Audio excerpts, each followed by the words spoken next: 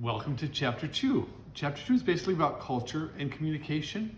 So let me just preface this all by saying that culturally, I am a white, Germanic Protestant male. Okay?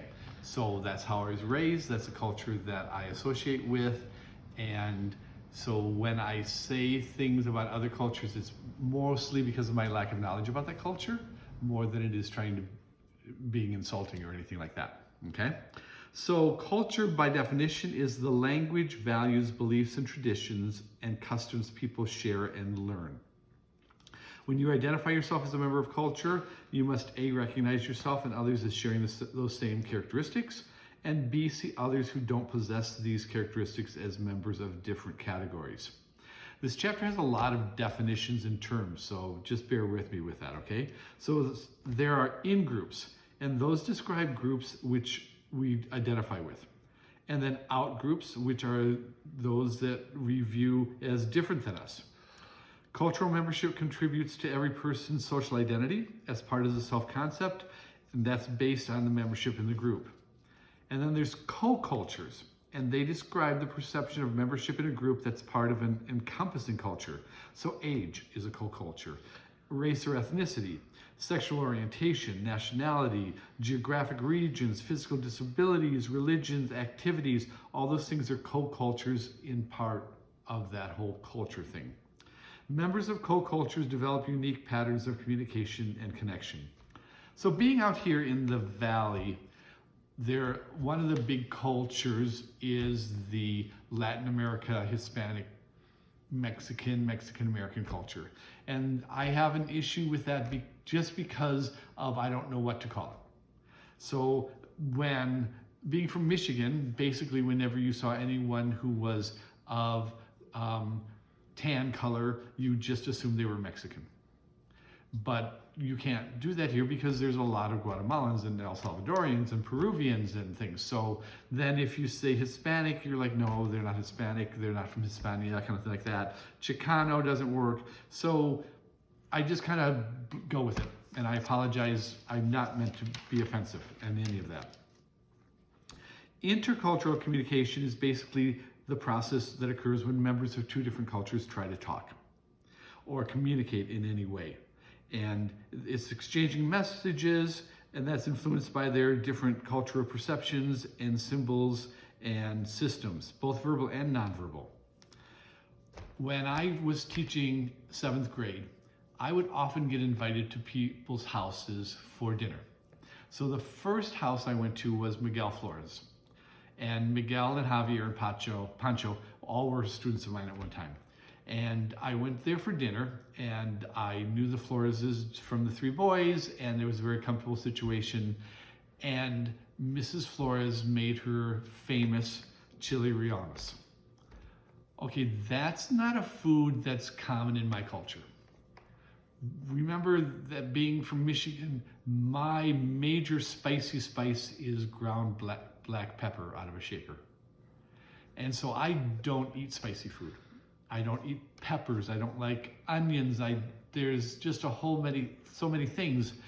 And so I'm served this beautiful plate of food that I know she spent hours making, and culturally I'm at a loss of what to do. So of course you eat it the best you can and tell them how wonderful it is, and then don't feel well from it for a while.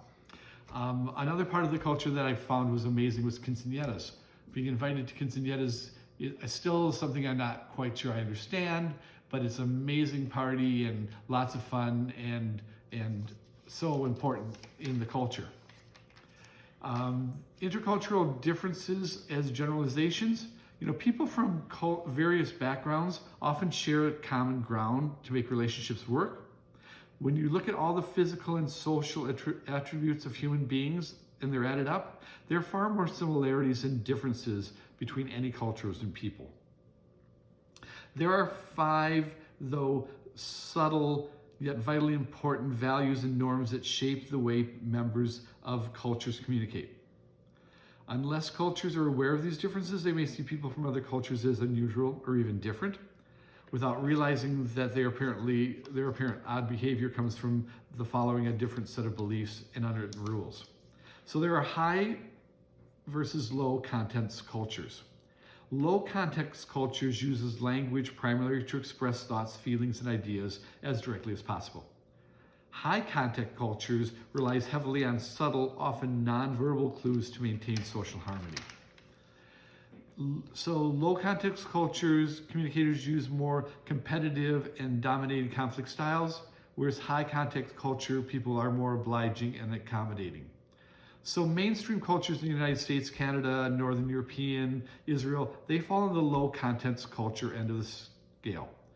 Longtime residents generally value straight talk. They grow impatient with beating around the bush.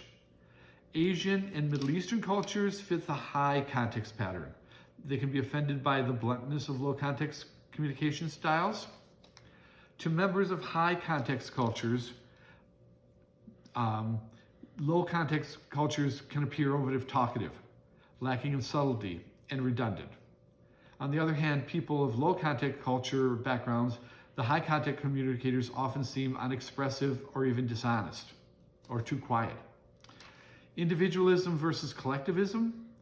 Members of individualistic cultures view their primary responsibility as helping themselves, whereas communicators in collective cultures feel loyalties and obligations for an in-group, that's extended family, community, even the organization they work for. Members of individual cultures tend to view themselves in terms of what they do, whereas people in collective cultures are more likely to define themselves in groups of membership. If you'd ask the people who they are, who am I? North Americans are likely to respond by saying, I'm athletic, I'm short. Whereas members of collective cultures, the Chinese, Filipinos, Japanese, some South Americans, they're more likely to answer things like, I'm a father, I'm an employee of this company. The difference between individualistic and collective cultures also shows up in the level of comfort or